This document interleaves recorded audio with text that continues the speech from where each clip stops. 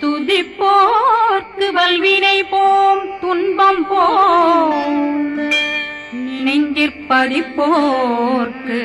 செல்வம் பலித்து கதித்தோங்கும் நிஷ்டையும் கைகூடும் நிமலரருள் கந்த சக்தி கவசந்தனை அமரரிடத்தீரவமரம் புரியாத குமரனடி நெஞ்சே குமி